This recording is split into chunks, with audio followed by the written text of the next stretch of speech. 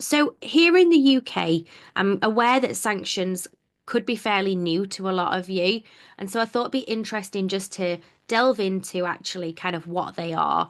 Here in the UK, there are different types of sanctions that can be imposed. We have trade sanctions, including arms embargoes and other trade restrictions that are put in place. We have financial sanctions, which include asset freezes. We also have immigration sanctions, which they impact things like travel bans. And we also have, and we see often aircraft and shipping sanctions as well. And they include deregistering or controlling the movement of aircraft and ships. So they can be linked to organizations, but we also see the vessels get sanctioned. So you'll often see if you're doing sanction screening regularly, you'll often see things that talk about vessels, and that's why. So, what are financial sanctions? And that's kind of where we're going to focus today's session. But there is lots of information, and we will share after the session a real good, firm pack of resources where you can seek out more information. But financial sanctions are restrictive measures that protect the UK's financial system while also advancing foreign policy and national security goals. And we saw a lot of this off the back of the invasion of Ukraine by Russia. And so I feel like I did say sanctions are new, but actually, in the realms of the world that we live in today, actually, I feel like most people have got a good understanding of sanctions as it works in real life. And hearing about them, we definitely see a lot more news talking about and using the word sanctions than maybe we've ever kind of seen in mainstream media before.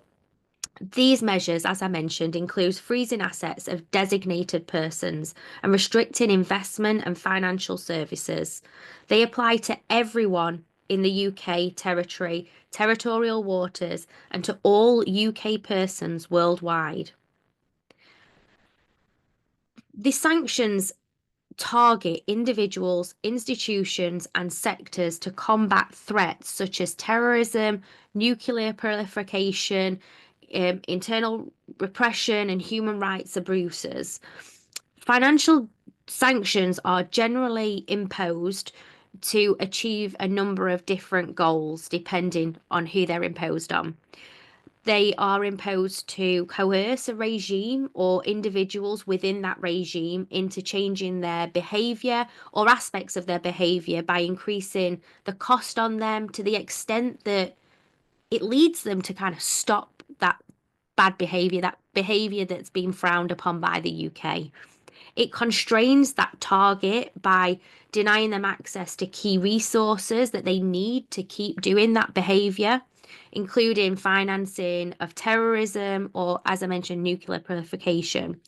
It's a sign of disapproval, of a real strong stance taken to disapprove of something that they're doing, to basically stigmatize that institution or that individual and potentially isolating a regime or an individual in that regime as a way of a broader political message.